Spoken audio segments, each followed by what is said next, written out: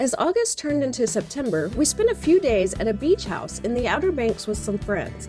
This is our final trip to OBX this year, and we went to relax and enjoy the sunshine and water at one of our favorite destinations one last time. Our friends Dave and Stephanie and their 2 sons joined us for an epic 4-day stay. We are going to show you around the beach house that we rented and show you some of the fun things we enjoyed on this trip. We rented this beach house from a company called Seaside Vacations. There's parking underneath the beach house. This garage area also had a gas grill and an enclosed outdoor shower to get the sand off of you before entering the house. Then it is up a flight of stairs to the house, which is named Fantasyland.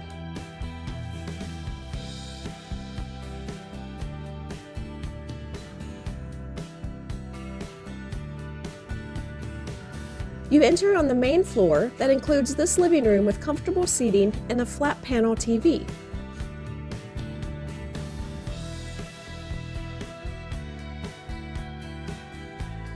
As well as a kitchen that was fully stocked with most any type of dishes you may need for cooking or eating.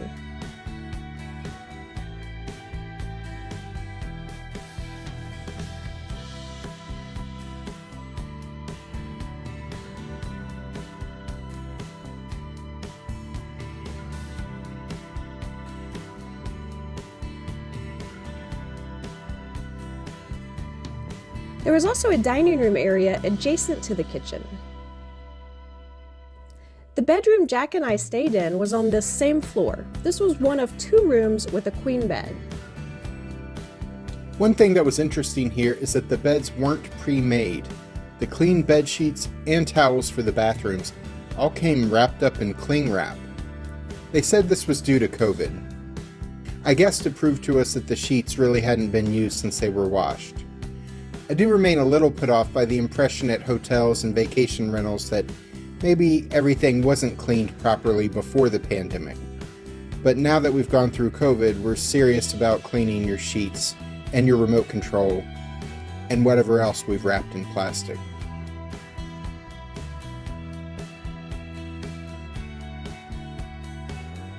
The bathroom attached to this room had a shower and tub combo.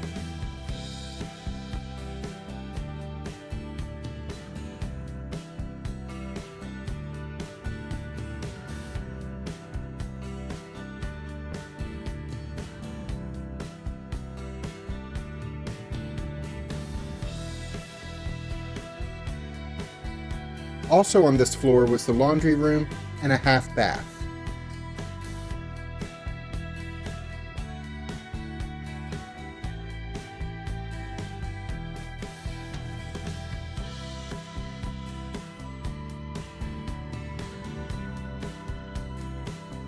Then it was upstairs to where our friends stayed.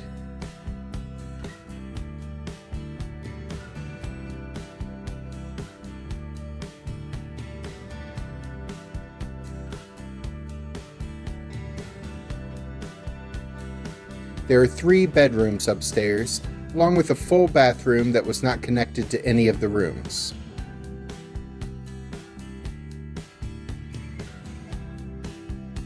One of the upstairs bedrooms had a queen bed, one had a double and a twin bed, and the 3rd bedroom had a double bed. The couch downstairs also folded out into a bed for more sleeping space if needed.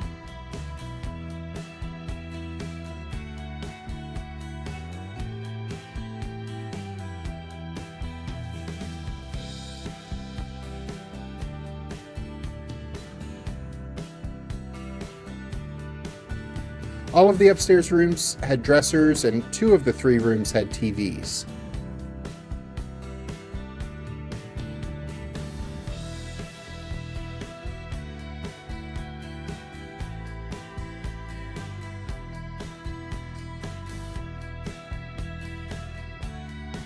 The home also had a nice balcony with some deck chairs so guests can sit outside and enjoy cool summer evenings as the sun goes down. There were also some freebies thrown in. There was a starter pack of needed household items, but also some coupon books and an Outer Banks tote bag, which I love, of course. The rental also came with $250 of beach gear credit, which we used to rent several beach chairs, life preservers for the boys, a cooler, and a beach umbrella, all of this included in the price of the stay. They had already been delivered to the house by the time we arrived and were picked up by the rental company on our final morning at the beach house. This house did not have its own pool, but the neighborhood did have a pool which you get passes to when you rent the house. We enjoyed the pool, which also included a children's splash pool area.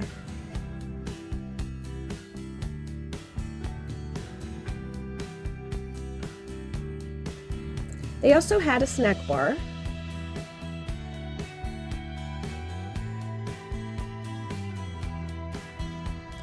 and a bar where adults, such as Jack, could go to get a drink, like this amaretto sour.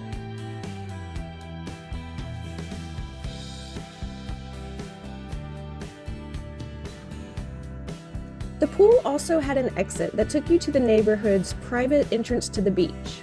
We didn't hang out at this beach. We'll go show you the beach that we hung out at in a few minutes, but this looked like a great place to catch some rays and enjoy the waves.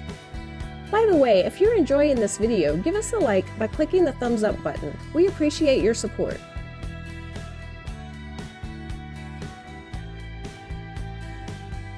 Stephanie and Alice did a bit of cooking in the kitchen, but Dave and I pulled our weight cooking outside on the grill. Usually when we stay in the Outer Banks, we're in a hotel and every meal is out at a restaurant. It was nice to have a kitchen where you can have some groceries delivered and do a little food prep to enjoy meals with your fellow travelers in the beach house. But we didn't cook all of our meals over the 4 days. We had pizza delivered from Pizzazz Pizza, which we've been wanting to try as we've had several people recommend it. It delivered in about an hour on a busy weekend night, and it was good. There were coupons for Pizzazz in the coupon books that the rental company provided.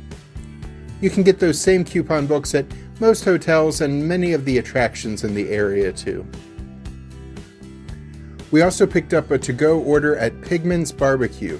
One of the first restaurant reviews we ever did on our channel was of Pigman's Barbecue in Kill Devil Hills. We will link to that video at the end of this one, but be nice because it was one of our first reviews. The restaurant was a must-do on our trip because Stephanie remembers going to the Outer Banks with her family when she was young and remembers how much they all enjoyed eating at Pigman's. She hasn't spent much time on the Outer Banks since then, so we were happy to help her relive a childhood memory and take her to Pigman's since we enjoyed our previous meals there. We got the food to go and ate it at the house. Some of us got pulled pork sandwiches with several types of sauce to try. We got a variety of sides like potato salad, collard greens, French fries, and the meals all came with hush puppies. One person in our group tried the ribs as well. The kids got chicken fingers kids meals, and everyone really enjoyed their food. I couldn't talk anyone into trying their tuna Q, which is a real thing on the menu that I can't imagine. Maybe I'll talk someone into trying it next time so I can see it up close. After the kids went to bed each night, it was time for some games, including one of our favorite games, Exploding Kittens, in which no actual kittens explode. We also tried a new game called New Phone Who Dis, which was similar to Apples to Apples if you've played that. During the days, in addition to hanging at the pool, we showed our friends some points of interest in the Outer Banks. They haven't spent much time here, so it was fun showing them around. We took them to Jockey's Ridge State Park. This is the most visited state park in the state of North Carolina, and it's home to the largest sand dunes in the eastern United States. The dunes are popular places to fly kites and also a popular takeoff point for hang gliders. They have a hang gliding school here at the park. These people were just being taught how to hang glide when we walked by. They were not immediately successful, but I'm sure they got the hang of it. Jack likes to point out that I have never made it to the top of these sand dunes. They're pretty high up and it's hard to climb on a mountain of sand. Jack has climbed it several times in the past, just to taunt me from the top. Amazingly, Dave made it to the top with both of his young sons in tow. The youngest one had to be carried, but their oldest practically ran up the mountain of sand. We include Jackie's Ridge in our Things to Do in Nag's Head video, which we'll link at the end of this and also below in the description. On the other side of the dunes is a Soundside beach. Because the Outer Banks is made up of a peninsula and a series of islands, there are ocean beaches on one side with ocean-sized waves, but on the other side of the islands, there are smaller, calmer bodies of water connected to the ocean, but because they're on the opposite side of the land from the ocean, they usually have little to no waves. These are perfect for young kids who aren't great swimmers yet, so that you don't have to worry about the rip currents which can be dangerous on the ocean side.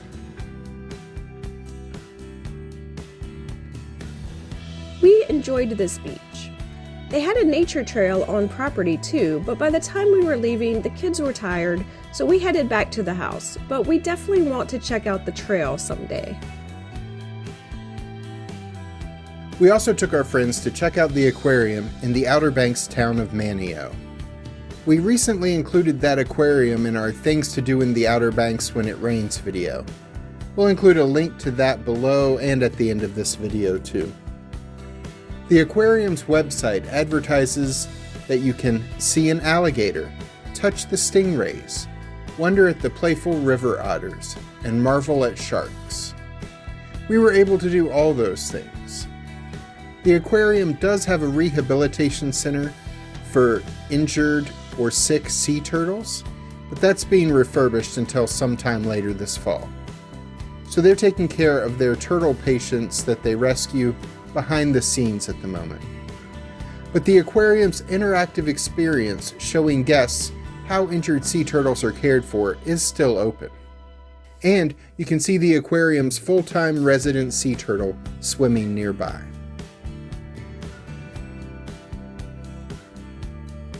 On one afternoon, the husband sat at the beach house with the kids watching Fuller House, so Stephanie and I could go hang out. I took her to check out a lighthouse, which I'm not going to name, but you can see the name there on this sign. We mentioned the name in one of our earlier videos, and we were told we pronounced it wrong by a few people. Then we pronounced it the other way in a future video, and we were told we should have pronounced it the way we did in the first video. So I'm going to avoid pronouncing it at all. Please feel free to pronounce it any way you would like. I think the least interesting thing about this lighthouse is how to pronounce the name of it. But it is a beautiful lighthouse overlooking the water. They even have a boardwalk out to a viewing platform over the water so you can look back and get great views of the lighthouse. When we first went to this lighthouse, it was during the early summer of 2020 when attractions were just starting to open up again to the public after the pandemic closures. So we were not able to go inside the Lightkeeper's house, which now houses a few museum exhibits and a gift shop.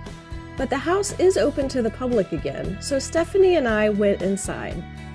The site is run by the National Park Service, and while we were there, we got to see some junior rangers get sworn in. There were exhibits on the lighthouse itself and about the shells and the wildlife in the area.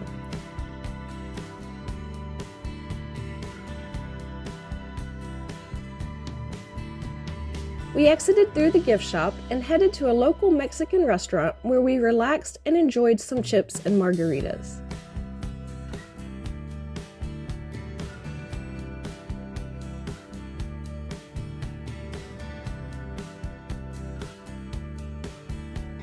The next day, the ladies kept the kids occupied with some games for a couple hours, while Dave and I went out on an adventure to one of several locations in the Outer Banks of a shop called Kitty Hawk Kites. As the name implies, they sell kites, as well as other gear for outdoor activities. But they also rent boats and lead kayak tours and tubing tours. But importantly to this adventure, they rent jet skis. Neither Dave nor I had ever ridden a jet ski before, and we decided it was time to try it out. For $109 each, we bought an hour jet ski rental. Sadly, because we were both on jet skis while we were riding, we couldn't get any footage of our jet ski experience. Here's some video footage of the customers before us setting off though. This was so much fun. I'm kind of mad that I never rented a jet ski before. We had a blast speeding through the sound at 60 kilometers per hour, and I'm definitely going to do this again next summer.